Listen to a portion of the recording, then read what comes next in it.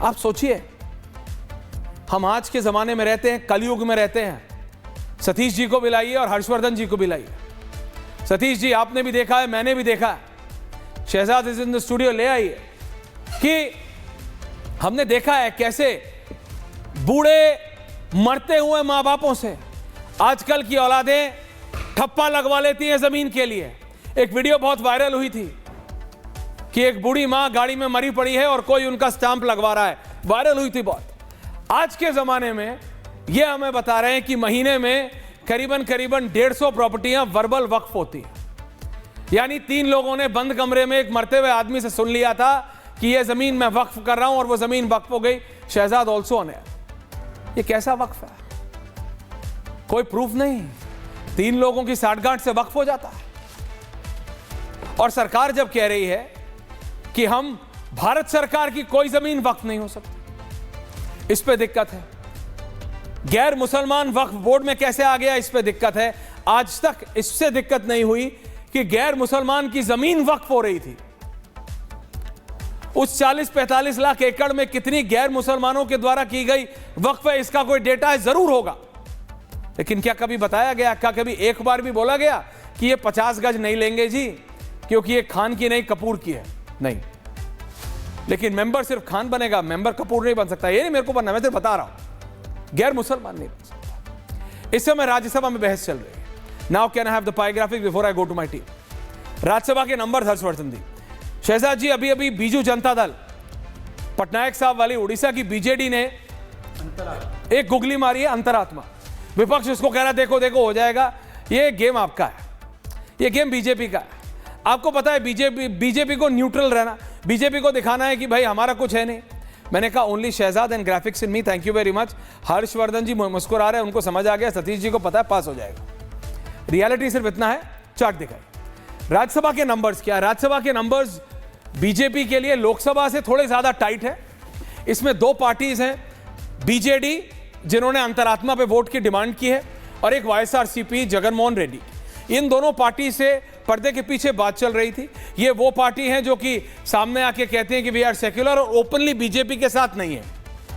खुले तौर पे ना ये बीजेपी के साथ है, ना ये इंडिया अलायंस के साथ है, UPA/इंडिया अलायंस, ना ये उनके साथ है, ना ये बीजेपी के साथ। इसलिए इन दोनों का क्या रिएक्शन है? इन दोनों के एब्सटेनमेंट से भी पास नहीं होता है।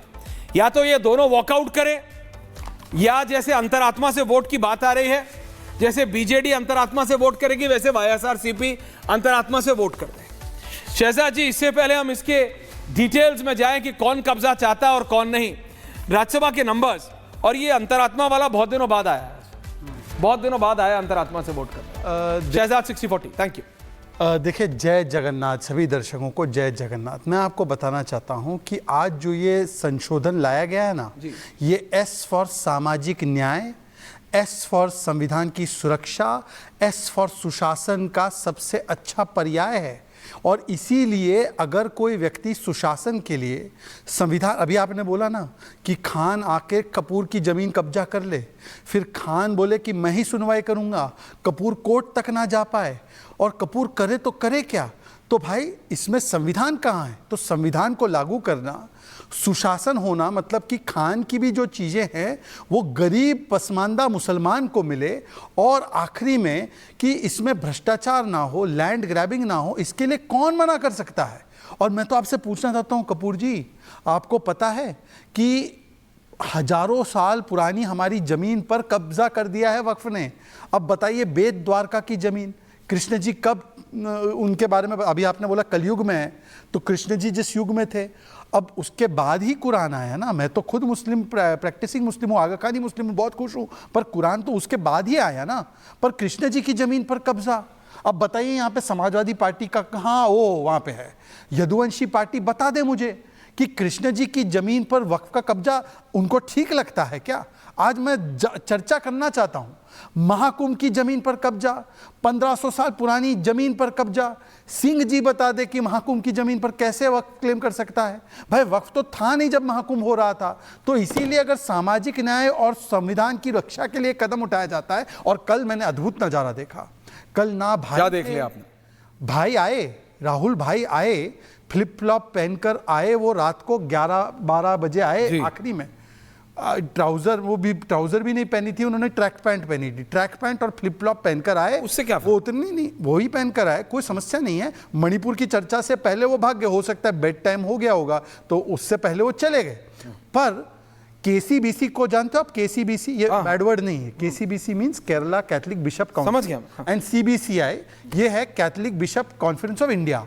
चर्च वाले हैं, चर्च वाले बता दूं सेक्युलर माने जाते हैं। इन दोनों ने कहा कि वायनाड के सांसद चाहे पूर्व या करंट, ये हमें वक्फ के संशोधन पर वोट करके दे।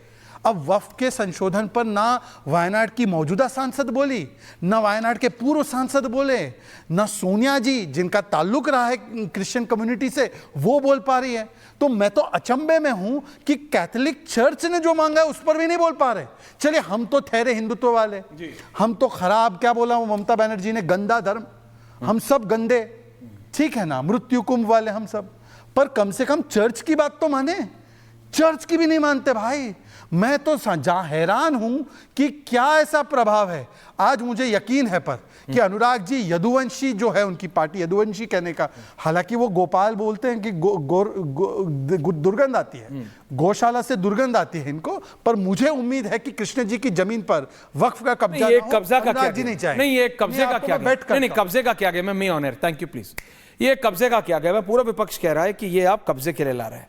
आपको वो, मेरे को जो 9 लाख एकड़ लगती थी, गृह मंत्री ने बोला बहुत ज्यादा है, कई गुना ज्यादा है, देखिए 40-45 लाख एकड़ तक पहुंच रही है।